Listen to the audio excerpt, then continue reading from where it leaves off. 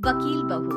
जनक पेशे से एक बहुत अच्छी वकील थी, लेकिन कहते हैं ना, बहू कितनी भी बड़ी तोप क्यों ना हो, सास के सामने तो भीगी बिल्ली ही होती है। अरे जनक, क्या बात है, आज रोटी नहीं मिली अभी तक। ये तेरा कोर्ट नहीं है जो आज फैसला ना हुआ तो कल की तारीख मिल जाए। रोटी तो रोज वक्त में चाहिए। हाँ माँ जी, रोटी तो कब की बन गई। मैंने आपको कहा तो खाना खाने के लिए, आपने शायद सुना नहीं होगा। ओहो, जज नहीं हूँ मैं तेरे कोर्ट की, सास हूँ सास। कोई दलील फालतू की मत देना यहाँ। बहुत जानती हूँ मैं इन वकीलों को, अपनी बात ऊपर रखने के लिए झूठ बोलने में जरा भी नहीं सोचते। तभी वहाँ जनक के ससुर आ जाते हैं। अरे भाग्यवान, क्यों बेचारी के काम को कोसती रहती है हमेशा। मैं भी तो था वहाँ जब ये आई थी तुझे रोटी खाने को बुलाने के लिए। सास को तो अब गुस्सा आ जाता है कि कैसे किसी ने बहू की साइड ले ली। अरे वाह जी वाह, वो तो मैं जानती थी कि कोई ना कोई गवाह तो ये पेश कर ही देगी। पर मैं तो अब सीधा खाना खाकर सोने जाऊंगी। मुझे आदत नहीं है किसी से बहसा बहसी करने की। पता नहीं कैसे ये वकील इतना दिमाग लगाकर खुद तो झूठ बोलते ही हैं, साथ में झूठे गवाह भी ले आते हैं। जनक को सास के ताने सुनने की अब आदत सी पड़ जाती।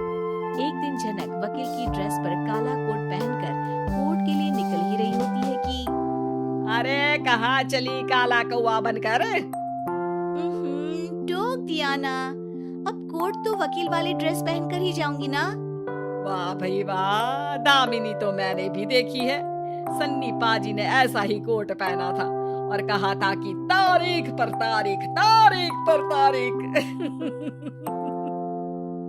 मतलब कि कोई बात करनी है तो बोलिए, वरना वक्त नहीं है मेरे पास खराब करने के लिए। अरे पता नहीं तुझ में क्या देखा मेरे बेटे ने, सारा दिन वकीलों वाली बहस करती है भोली भाली सास के साथ। अच्छा सुन, जो इतनी बहस मेरे आगे करती है ना, जरा अपने बॉस से कर ले, जो 1 साल भी ना हुए तेरी शादी को और काले कपड़े पहना दिए। अंदर जा और लाल कोट पहन कर आ, पता तो चले कि नई नवेली शादी हुई है। अरे माँ जी, कोर्ट में मेरा बॉस क्या करेगा, ये तो पूरे देश की ड्रेस है वकीलों के लिए। लेकिन सास तो ठहरी सास। अच्छा, तो कोई जरूरत नहीं है 2-4 साल कोर्ट जाने की। शादी थोड़ी पुरानी हो जाए तब इजाजत दे दूंगी मैं तुझे काले कपड़े पहनने की। अब क्या था, मन मारकर जनक को लाल रंग का कोट पहनकर कोर्ट जाना पड़ता है। उसके जाने के बाद आहा, बढ़िया आई पूरे देश की ड्रेस की बात करने वाली। अरे पहना दिया ना लाल कोट। अब सास आए दिन या तो जनक को उसके काम का ताना देती या फिर उसका काम छुड़वा देने की धमकी। तंग आकर एक दिन जनक पति से कहती है, मैं सोच रही हूँ कि कोर्ट जाना बंद ही कर दूं। अरे क्यों यार, इतना अच्छा करियर है, क्यों छोड़ने की सोच रही हो? अरे लाल रंग का कोट पहनकर जाना पड़ता है। हर बात पर सास ताना देती है कि वकील तेज होते हैं, सवाल जवाब करते हैं, झूठी दलीलें देते हैं। अरे तो ठीक है ना, वो जो कहती है अपनी समझ से कहती है, लेकिन तुमको तो पता है ना कि सच्चाई क्या है। जनक को पति की बात से हौसला मिलता है कि तभी घर पर कुछ लोग आ जाते हैं। अरे आइए पंच साहब, कैसे आना हुआ? अरे भाई साहब, सुना है कि आपकी बहू वकील है। तभी वहाँ सास आ जाती है। हाँ है तो, लेकिन क्या हुआ, फिर कहीं बहस कराई क्या? अरे हम तो खुद दुखी है उसके व्यवहार से। अरे भाभी जी, आपको तो पूरा मोहल्ला जानता है कि आप कितना बोलती है। फिर हम यहाँ बहू रानी की कोई शिकायत नहीं, बल्कि अपनी परेशानी लेकर आए हैं। ससुर जी खुश हो जाते हैं। हाँ हाँ, मैं भी बहू को बुलाता हूँ। जनक वहाँ आती है, सबको नमस्ते करके बैठ जाती है। बहू रानी, हमारे गांव में बड़ी मुसीबत आ गई है। अब तो पूरे गांव की जिम्मेदारी मानो तुम्हारे कंधों पर है। अरे ना ना, इससे तो घर की जिम्मेदारी पूरी नहीं होती, ये गांव की जिम्मेदारी क्या लेगी? भाभी जी, आप चुप हो जाओ, यहाँ पढ़े लिखे लोगों की बात हो रही है। आप जाओ, जरा रसोई से सबके लिए चाय लेकर आओ।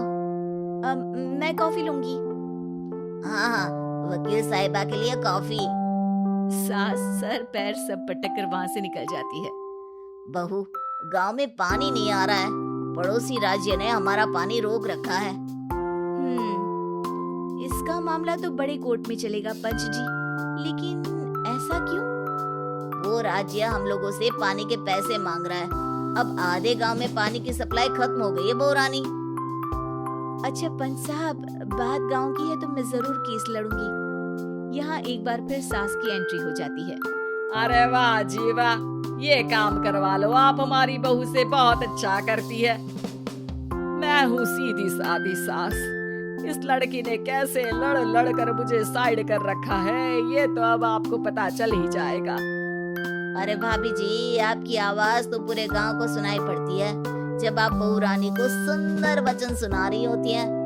अरे वकील बहू मिली है, फक्र करो फक्र।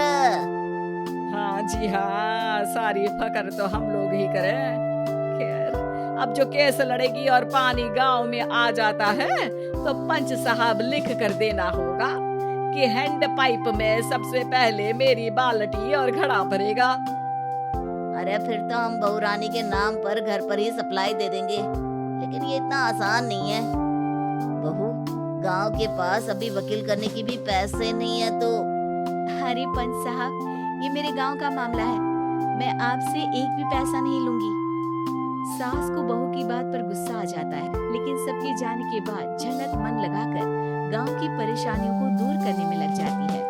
और वो दिन भी आता है कि झनक केस जीत जाती है।